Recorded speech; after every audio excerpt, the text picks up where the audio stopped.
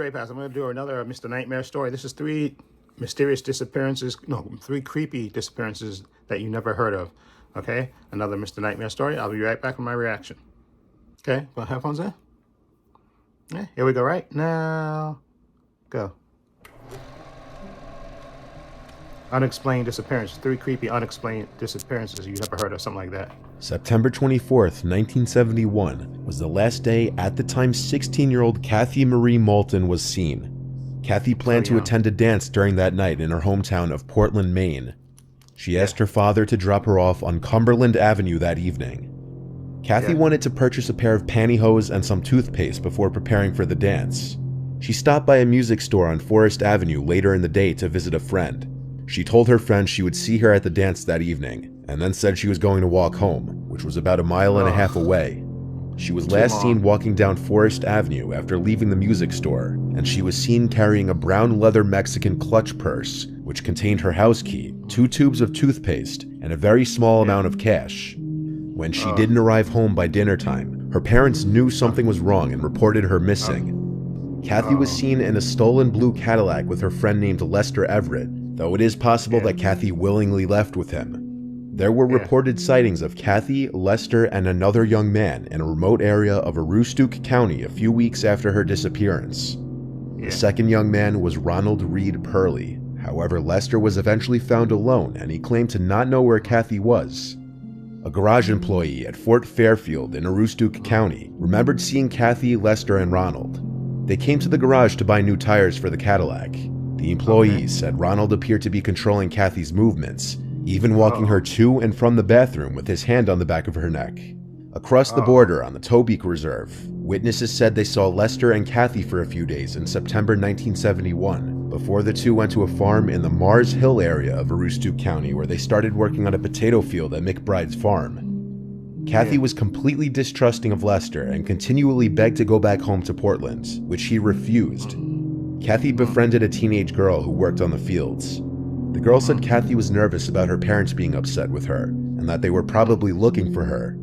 According to the girl, Kathy also cried often and seemed fearful of the other men working on the farm, and she often said she wanted to go home. Lester became tired of Kathy's constant complaining to go home, so on the evening of September 29, 1971, while the other field workers were enjoying a bonfire, Lester got behind the wheel of the stolen car with Kathy in the passenger seat, and he told her that they were going for a ride. She begged him to drive her back home, but he didn't. Lester returned the next morning and said that he had dropped her off at another camp, when in reality, he had brought her back across the Canadian border to the Tobique Reserve and left her with Ronald. At the end of the potato harvest, Lester and a few others left for Florida to pick oranges. He never returned to Maine, and when questioned, he said he did not know what happened to Kathy. Lester died of cancer in the mid-1980s, at the age of 35.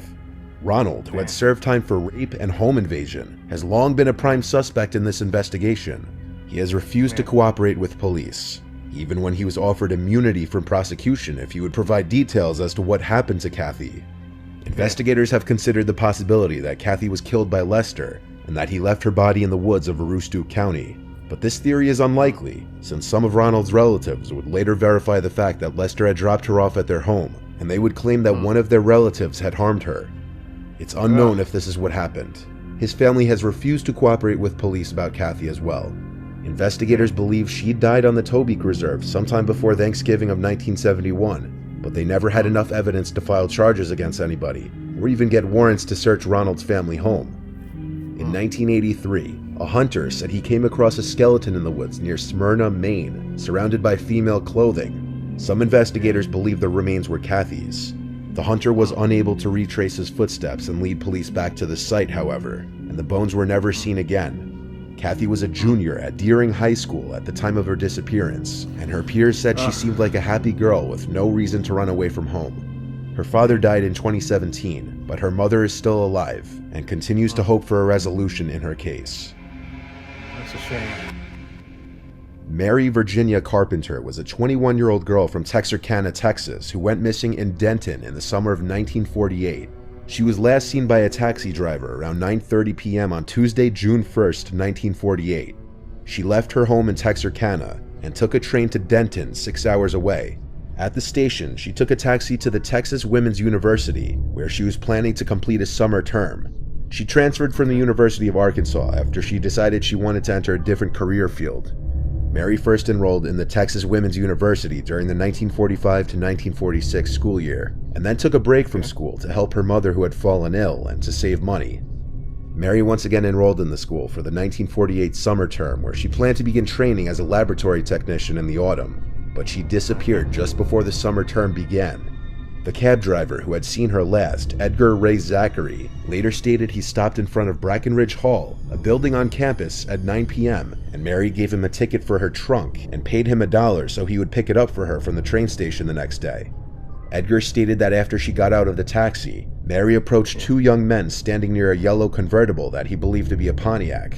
Edgar stated that one of the men were tall and the other one was chunky. Mary approached the men as if she knew them and began to speak to them, and Edgar, assuming they were just her friends, drove away. She never checked into her dorm in Brackenridge Hall and was never seen or heard from again after this moment.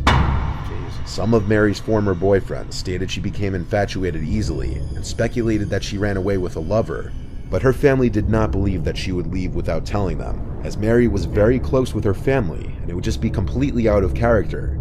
She had previously been engaged, but broke off the relationship just weeks prior to the wedding. Police zeroed in on her boyfriend Kenny Branham and the cab driver Edgar. Kenny passed the polygraph tests and insisted that Mary would have no reason to run away. She didn't have a lover coaxing her to run off, no jealous exes, no wishes to leave her life behind. Kenny was also the first to report Mary missing to her mother, making his involvement unlikely. On top of that, Mary was looking forward to starting her semester at college. This led investigators to conclude that she had been taken.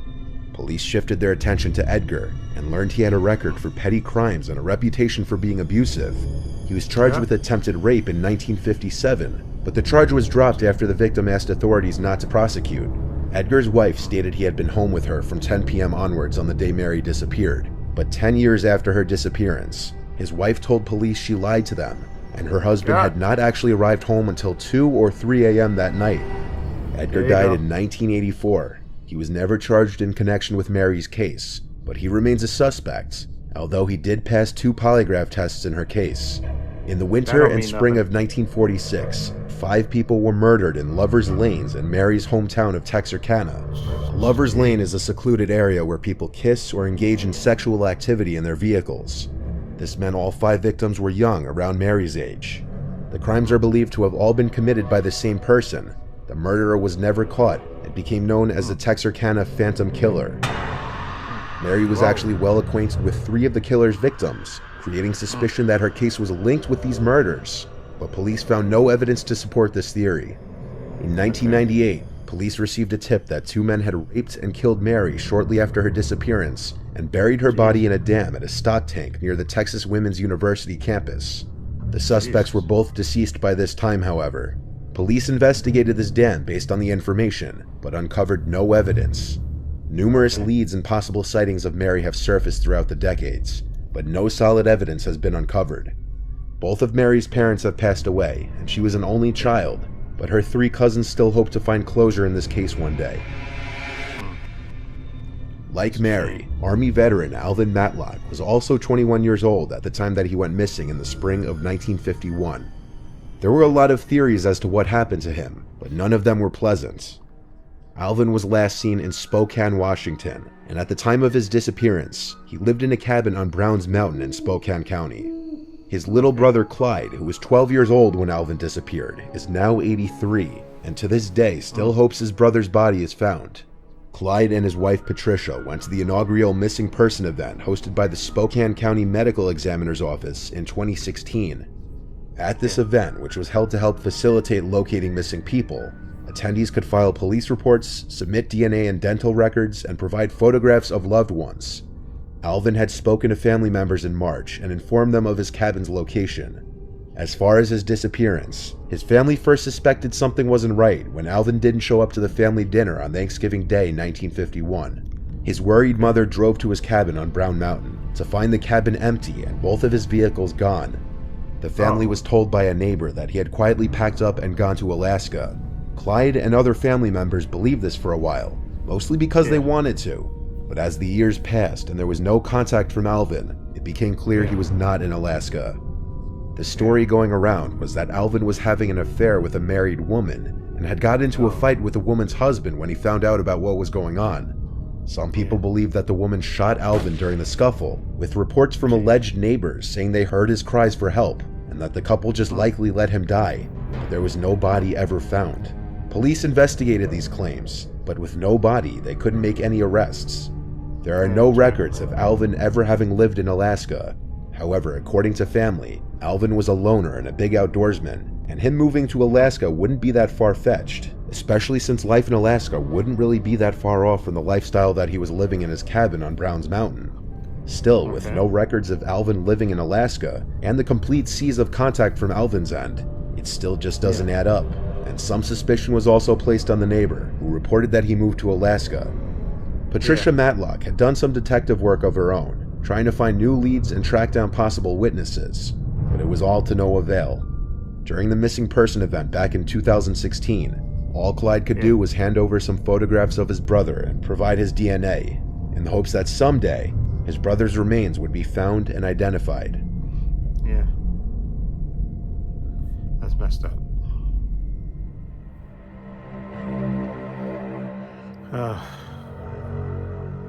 It's creepy when people just disappear like that. Okay. That was weird again. Especially, the stories, I read this, well, I had, when I was younger, I had these bunch of books about serial killers. It's a shame, because women are just so vulnerable. Two of those stories are so vulnerable to, to creepy guys, creepy kids, creepy other women. They're just, they're just vulnerable to that. And that first story where, the girl, was supposed to come back home, but she actually ran off with the two guys, and then it looked like they were controlling her, and that she missed, young teenage girl, run off with the boyfriend, think family life is boring and want to run off with, for adventure and stuff. And then it turns out things are not so adventurous and stuff. And then the dudes are controlling and real ass, behind, a-holes, and you want to leave, and then they won't let you leave, and all this controlling. And one of those dudes killed her, wound up killing her. That's what probably happened. One of those dudes probably wound up killing her and burying her body and stuff, because she wanted to go home and stuff. And is probably complaining, and it's just a shame that family can't get that closure, because, and especially they don't know, they keep that to themselves, and then she just, expect her back, and then she runs off with them. You never know. It's heartbreaking that you don't know, they don't get that closure. And then the second story with the girl that at the university, exactly, and I think it was the cab driver. It might have been that cab driver that did that. They wound up, especially, that could have just, see an innocent girl by herself. You never know what could happen to her. And like I said, women are vulnerable, especially by themselves. They're just vulnerable, which is a shame, that they have to put up. That's why when I hear about those serial killer things, I say, ugh. You just think about all the poor women that get killed by these serial killers, because they're, like I said, they're vulnerable. They're by themselves and stuff, and unfortunately, they're the weaker sex. I'm not going to talk physically, and they can get overwhelmed and kidnapped and all this stuff. So my heart breaks for those two women that that disappear, and the family doesn't get any closure and stuff. And those girls would not leave and not just run away and not contact their families. Apparently from these stories, they would not just run away and not contact the family. Especially that first girl, she seemed like she wanted to go back, according to the reports. Like she wanted to go back, and the dudes didn't want her to go back and stuff. And the dude could have snapped and killed her when she wanted to go back, or maybe he tried to rape her. So you never know, and wound up killing her and stuff. So that's crazy. And like I said, that other girl, that she seemed to be a responsible person. Like I said, she went back to help her mother, who was ill and stuff. And then she decided to go back to the college and stuff. And then, like I said, she's vulnerable. She's by herself. And so if you believe the cab driver story, that she was talking to some two guys, which kind of makes no sense. And exactly, he could have been the one to kill her. And then then the third guy, him just disappearing and not contacting his family. We know he lived in a cabin by himself, but to not contact his family, just, take off, pack up his stuff, and not even tell him where he's going. Anything could have happened to him. That's true, especially you live by yourself. You never know if the neighbor could have killed him or something. or you never know what, again, these people, especially when you isolate and you keep by yourself, that's, yeah, you're vulnerable, unfortunately. And like I said, he had a family, his brother, and you think he would at least tell his brother, listen, I think it's very rare that people just run off and not tell their brother. Let's say mentally ill or something. They're gonna tell their relatives. Like if he wanted to move from that cabin and move to Alaska, he would have told his brother. He wouldn't have just left and just not say anything. Okay, and so now that it's a mystery for the family to find out. And those always break my heart. Those serial killer stories or the disappearance. Well, they don't know. The relatives are trying to find out whatever happened to them, and it's just a shame because, like I said, women are vulnerable, and sometimes men can be vulnerable too, especially by yourself, and you run into the wrong crowd of people or something, or run into the wrong two people, or run into the one person that is a serial killer and wants to kill or something.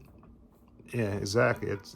That's why those stories always kind of haunt me and stuff. When you get these mysterious, unexplained, creepy, unexplained disappearances and stuff, and you get no closure to it. It really is a shame. Anyway, let me know what you think of this story. I'll leave a link to Mr. Nightmare's channel in the description box so you can check it out for yourself. I also have links to my Facebook, my Twitter, my Instagram. I also have a link to my other channel, Above Views and Opinions. Check that out as well.